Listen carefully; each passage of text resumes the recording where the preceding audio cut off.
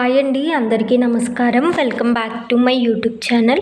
So మనకి reserve bank of India నుండి grade B officers రిక్రూట్మెంట్కి సంబంధించి నోటిఫికేషన్ అయితే రిలీజ్ చేయడం జరిగింది.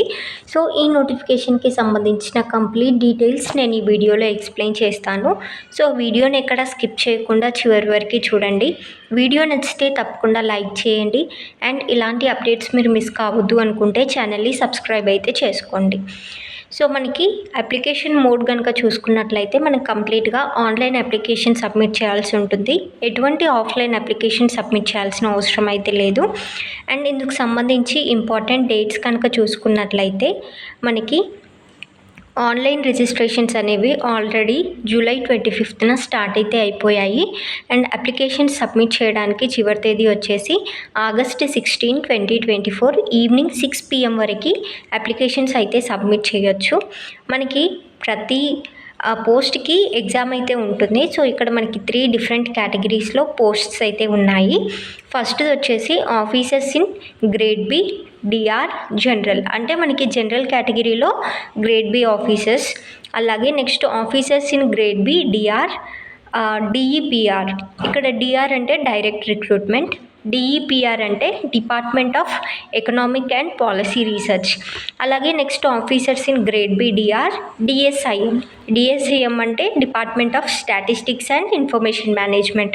సో మనకి general category, DEPR category and DSIM category 3 కేటగిరీస్లో గ్రేడ్ బి ఆఫీసర్స్ని రిక్రూట్ అయితే చేసుకుంటున్నారు.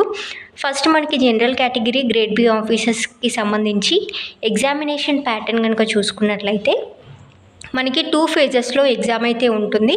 ఫస్ట్ ఫేజ్ వచ్చేసి ఆన్లైన్ ఎగ్జామినేషన్ సెప్టెంబర్ 8, 2024 అయితే ఉంటుంది.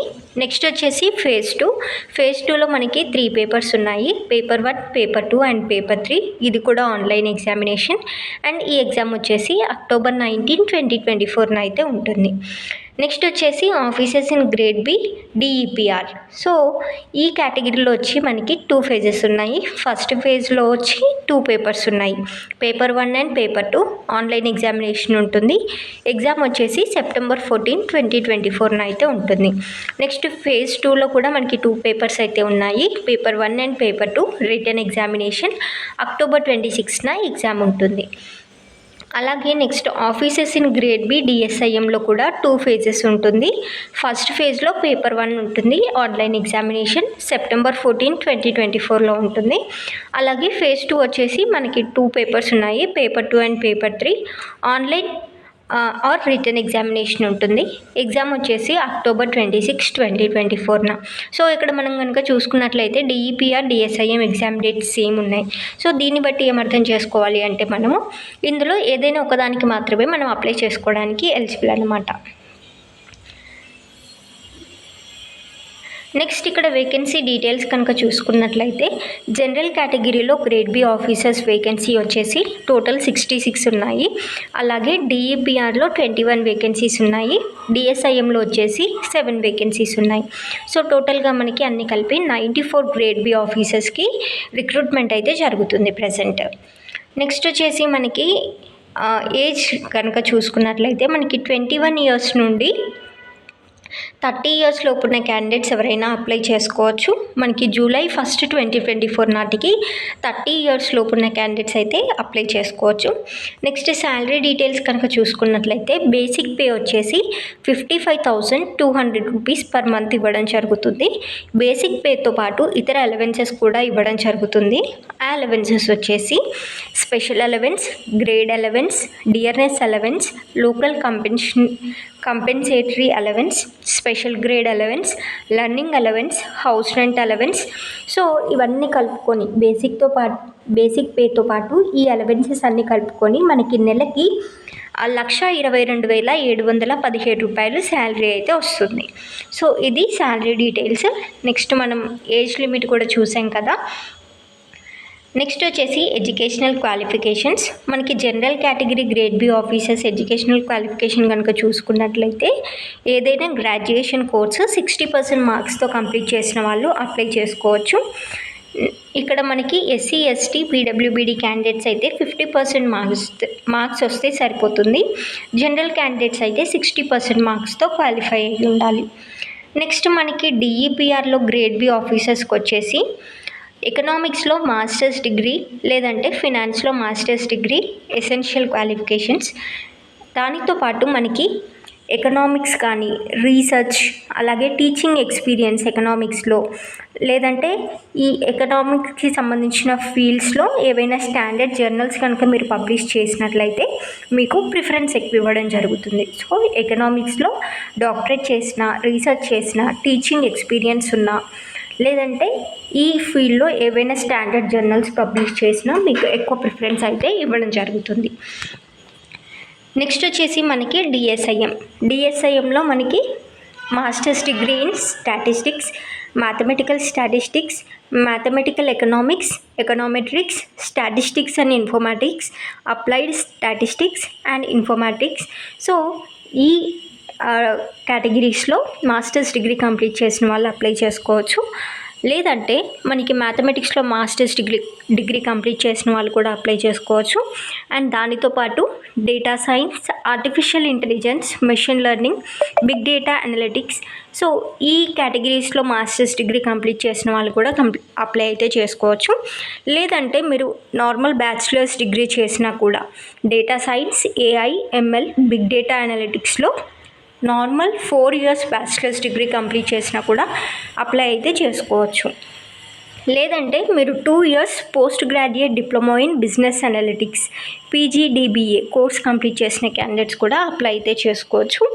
ఇక్కడ కూడా అంతే సేమ్, మీరు పైన మెన్షన్ చేసిన ఏవైనా ఫీల్డ్స్కి సంబంధించి డాక్టరేట్ కంప్లీట్ చేసిన, రీసెర్చ్ చేసిన, టీచింగ్ ఎక్స్పీరియన్స్ ఉన్న, స్టాండర్డ్ జర్నల్స్ పబ్లిష్ చేసిన మీకు ప్రిఫరెన్స్ అయితే ఇవ్వడం జరుగుతుంది. సో అది వచ్చేసి ఎడ్యుకేషనల్ క్వాలిఫికేషన్స్. నెక్స్ట్ వచ్చేసి మనకి సెలక్షన్ ప్రొసీజర్ కనుక చూసుకున్నట్లయితే మనకి 2 phases అయితే ఎగ్జామ్ ఉంటుంది. దాని తర్వాత ఇంటర్వ్యూ ఉంటుంది. ఇంటర్వ్యూలో సెలెక్ట్ అయిన క్యాండిడేట్స్ ఫైనల్గా సెలెక్ట్ చేయడం జరుగుతుంది. సో నెక్స్ట్ మనకి ఎగ్జామ్ ఉంటుంది అనుకున్నాం కదా. సో phase 1కి ఎగ్జామినేషన్ సెంటర్స్ ఏంటి అని కనుక చూసినట్లయితే ఫస్ట్ మనం తెలుగు స్టేట్స్లో చూద్దాము. ఆంధ్రప్రదేశ్లో వచ్చేసి గుంటూరు, విజయవాడ, కాకినాడ, తిరుపతి, కర్నూలు, నెల్లూరు, రాజమండ్రి, విజయనగరం, విశాఖపట్నం. నెక్స్ట్ మనకి తెలంగాణలో వచ్చేసి హైదరాబాద్, సికింద్రాబాద్, కరీంనగర్, వరంగల్, మహబూబ్ నగర్. నెక్స్ట్ మనకి phase 1కి అది. phase 2కి వచ్చేసి హైదరాబాద్ ఆర్ సికింద్రాబాద్లో ఎగ్జామినేషన్ సెంటర్ అయితే ఉంటుంది. So next examination centres clear అయిపోయాయి కదా. అప్లికేషన్ ఫీ డీటెయిల్స్ చూద్దాము.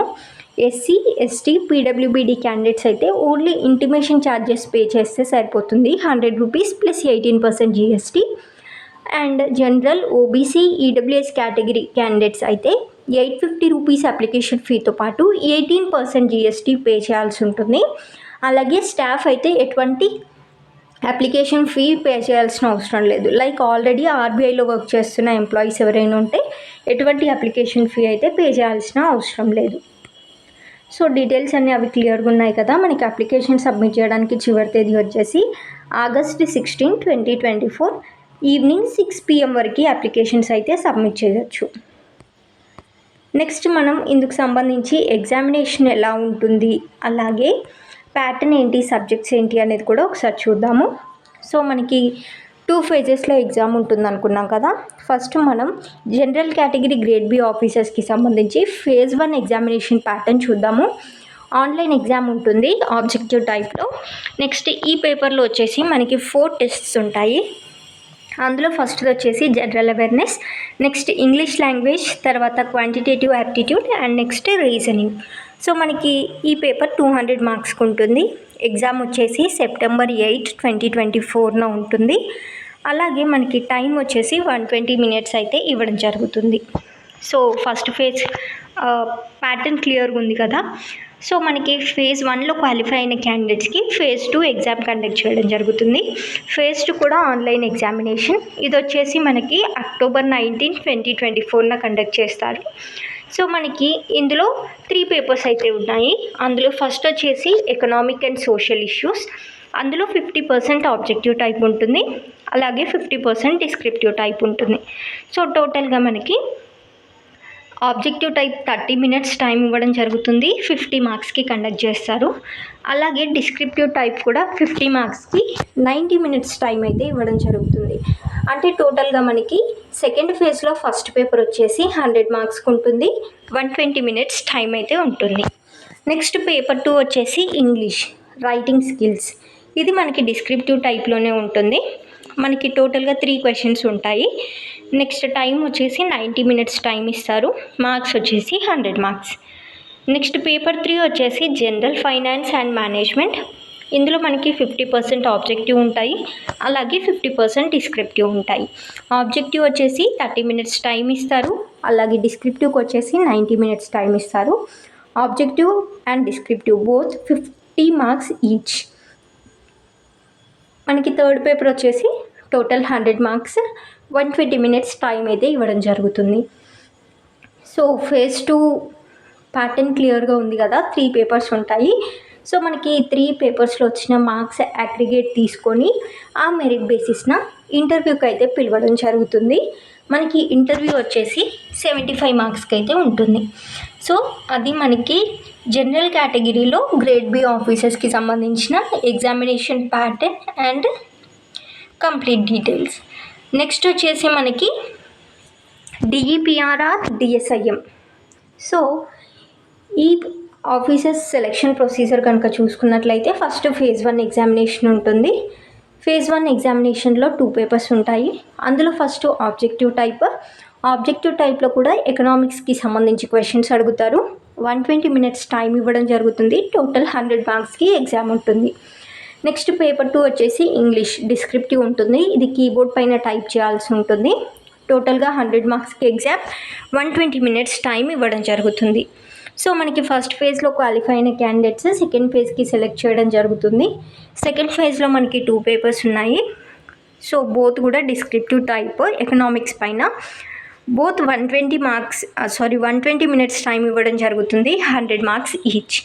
సో టోటల్గా మనకి ఈ డిఈపిఆర్ ఎగ్జామ్ అనేది 400 మార్క్స్కి కండక్ట్ చేయడం జరుగుతుంది. మనకి ఈ ఫేజ్ 1 అండ్ ఫేజ్ 2 వచ్చిన మార్క్స్ని బేస్ చేసుకొని ఇంటర్వ్యూకి సెలెక్ట్ చేయడం జరుగుతుంది. ఇంటర్వ్యూలో సెలెక్ట్ అయిన క్యాండిడేట్స్ని ఫైనల్గా తీసుకోవడం జరుగుతుంది. సో అది మనకి డిఈపిఆర్కి సంబంధించిన recruitment procedure, selection procedure. Next వచ్చేసి మనకి డిఎస్ఐఎం. సో డిఎస్ఐఎంలో కూడా సేమ్ 2 ఫేజెస్ ఎగ్జామినేషన్ ఉంటుంది, తర్వాత ఇంటర్వ్యూ ఉంటుంది. ఇందులో మనకి ఫస్ట్ ఇక్కడ చూసినట్లయితే పేపర్ 1 ఆబ్జెక్టివ్ టైప్ స్టాటిస్టిక్స్ పైన ఉంటుంది. సో 100 మార్క్స్కి ఎగ్జామ్ కండక్ట్ చేస్తారు. 120 మినిట్స్ టైం అయితే ఇవ్వడం జరుగుతుంది. సో మనకి ఫస్ట్ పేపర్లో క్వాలిఫై అయిన క్యాండిడేట్స్ మాత్రమే పేపర్ 2 అండ్ పేపర్ 3 రాయాల్సి ఉంటుంది. సో మనకి ఫస్ట్ పేపర్ వచ్చేసి సెప్టెంబర్ 14, 2024 ఉంటుంది. Next second paper and third paper వచ్చేసి అక్టోబర్ 26, 2024 ఉంటుంది. ఫస్ట్ పేపర్ ఆబ్జెక్టివ్ టైప్ అన్నాం కదా. సెకండ్ పేపర్ వచ్చేసి డిస్క్రిప్టివ్ టైప్ స్టాటిస్టిక్స్ పైనే 100 మార్క్స్కి ఉంటుంది. 180 మినిట్స్ టైం అయితే ఇస్తారు. అండ్ థర్డ్ పేపర్ వచ్చేసి డిస్క్రిప్టివ్ టైప్ ఇంగ్లీష్. టోటల్ 100 మార్క్స్కి ఉంటుంది, 90 మినిట్స్ టైం అయితే ఇస్తారు. అండ్ మనకి ఇక్కడ అన్ని పేపర్స్లో వచ్చిన మార్క్స్ అగ్రిగేట్ తీసుకొని క్యాండిడేట్స్ యొక్క సెలెక్షన్ లిస్ట్ అనేది ఆఫీషియల్ వెబ్సైట్లో డిస్ప్లే చేయడం జరుగుతుంది. సో ఇది మనకి సెలెక్షన్ డిఎస్ఐఎంకి సంబంధించిన సెలెక్షన్ ప్రొసీజర్. సో మనకి కంప్లీట్ సిలబస్ డీటెయిల్స్ కావాలి అన్న కూడా మనకి నోటిఫికేషన్లో క్లియర్గా మెన్షన్ అయితే చేశారు. ఒకసారి మీరు నోటిఫికేషన్ క్లియర్గా చూసుకొని అప్లై అయితే చేసుకోవచ్చు. ఫర్దర్గా మీకు ఇంకా ఏమైనా డౌట్స్ ఉన్నా లేదంటే ఏదైనా నోటిఫికేషన్కి సంబంధించిన డీటెయిల్స్ కావాలన్నా కూడా కామెంట్ సెక్షన్లో కామెంట్ చేయండి. నేను ఇన్ఫర్మేషన్ ఇవ్వడానికి అయితే ట్రై చేస్తాను. Thank you very much.